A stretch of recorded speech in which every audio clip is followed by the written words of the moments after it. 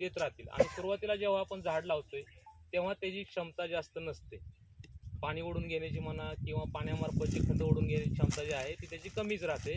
या अनुषंगाने आपण जी सुरुवातीला जे बेसल डोस भरायचा तो मापात भरायचा, नंतर जशी जशी वाढ होईल तसं तसं या चिकूला आपल्याला खतं देत राहायची आहेत.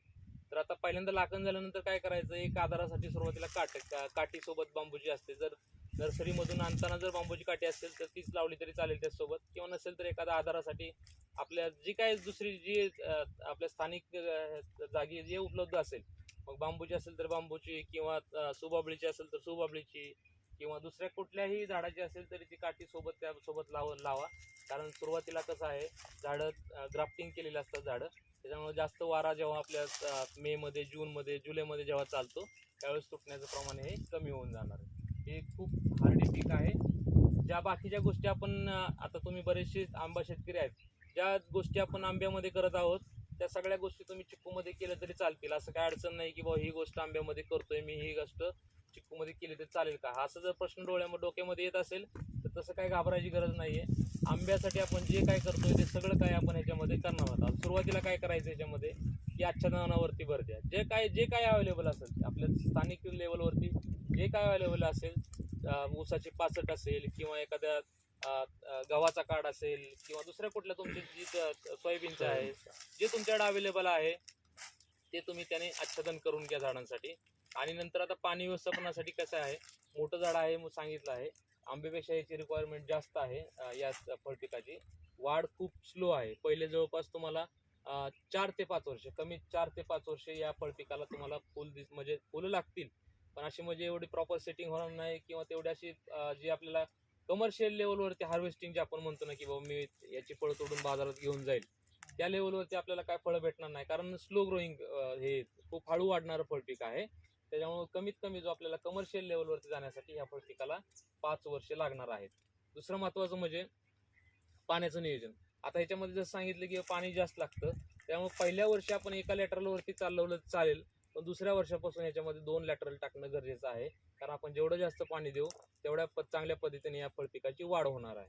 आता जसं सांगितलं, बऱ्याच जणांना माहिती आहे किंवा जे लॅटरल जे आहे ते बऱ्यापैकी आता हा म्हणजे एक कॉमन रूल आहे असं म्हणून समजूया की बाबा आपली जेवढी या कुठल्याही फळपिकात जेवढे फांद्या वाढलेल्या आहेत तिथपर्यंत त्याच्या मुळ्या पण वाढलेल्या आहेत. म्हणजे एक 75% पर्यंत आपण सांगू शकतोय की समजा हिथं जर ह्याच्या कॅनोपी झालेली आहे तर याची मुळं जवळपास इथपर्यंत आलेली असणार आहेत. हे डोळे झाकून आपण करू शकतोय.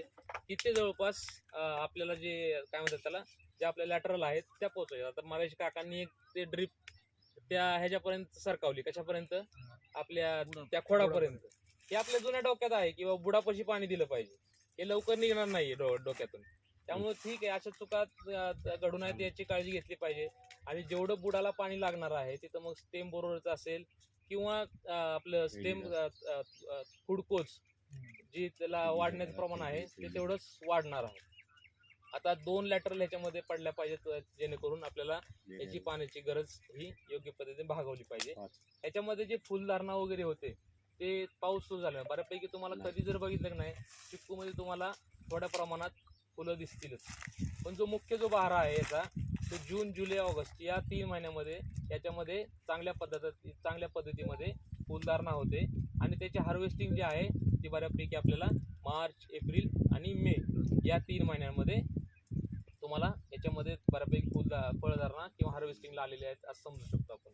आणि तुम्ही ह्याच्यामध्ये बघू शकताय गुच्छामध्ये फुलं लागलेली असतात जवळपास एका नारळाचे फुलं जास्त आहेत का काय म्हणाले? काय म्हणले, हे गुच्छामधली जास्त नाही ह्याच्यामध्ये काय होतं, गुच्छामध्ये याच्यामध्ये फुलं लागलेली असतात, पण ह्यातले का जवळपास किती लागलेले असतात, जवळपास 15, 20, 25 एवढी लागलेली असतात एवढं 3 महिन्यामध्ये. पण त्यातली सेटिंग किती होते, 2 नाही तर 3, आणि आपल्याला तेवढीच ठेवायचे. जर तुम्ही 3 पेक्षा जास्त ठेवचाल, 4 ठेवचाल, 5 ठेवचाल तर त्याच्यामध्ये काय होणार आहे, साईजला मार खाणार. साईजला मार खाल्लं की मार्केटमध्ये मार खाणार. त्यामुळे असं नाही की बाबा जास्त ठेवून पण त्याच्यामध्ये उपयोग नाहीये.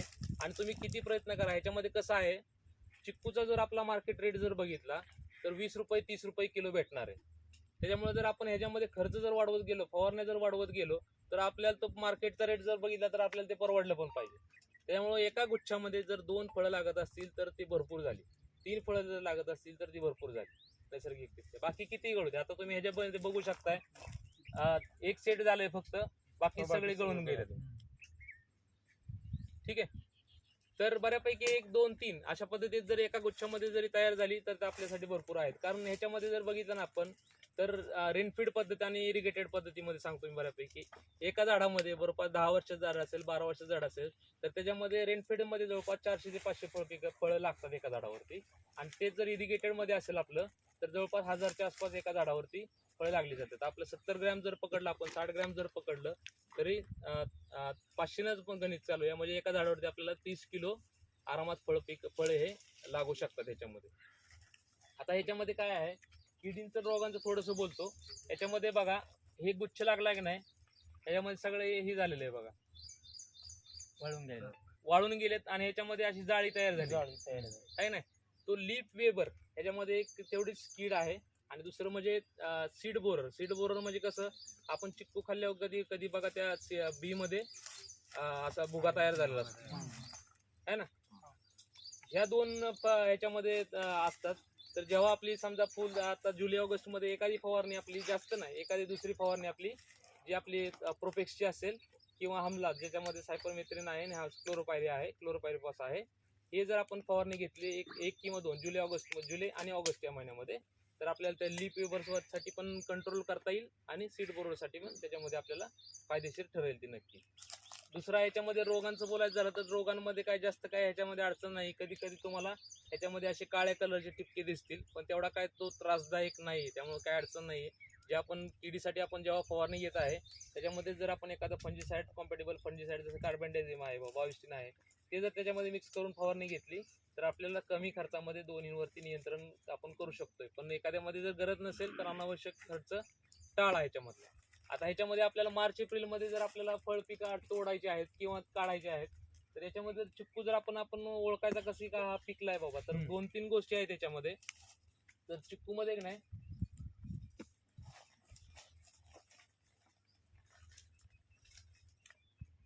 याच्यामध्ये काय आहे हे बघा, याचा कलर जो आहे की नाही एकदम हा असा म्हणजे आपला सोनेरी होत जाईल, कलर सोनेरी होत जाईल. म्हणजे थोडासा काय म्हणतात त्याला. त्याच्यानंतर दुसरं जे आहे ती ही जी वरची जी ही पावडर आहे की नाही, ती हातला अशी चोळली की नाही तुम्ही, आता बघा ही व्यवस्थित निघत नाही, पण जेव्हा चिक्कू तयार झालेला असतो की नाही, असं चोळलं थोडंसं की तुमच्या हातावरती व्यवस्थित त्याची सगळी पावडर दिसून येईल. तिसरं म्हणजे कसं, नाकाने दाबून बघायचं थोडासा. नाकाने दाबला की नाही, ह्याच्यातून चिक यायला सुरुवात झाली की समजायचं की बाबा अजून हा तयार झालेला नाहीये. चिक यायचा कमी झाला की समजायचं की बाबा तयार आहे. हे तुम्ही देठातून पण बघू शकताय. ठीक आहे. त्यानंतर बऱ्याचशा फळ पिका चिक्कूमध्ये नाही, तिथे एक काटा असतो, तो सहजरित्या पडला की नाही समजायचं की पिकलाय बाबा.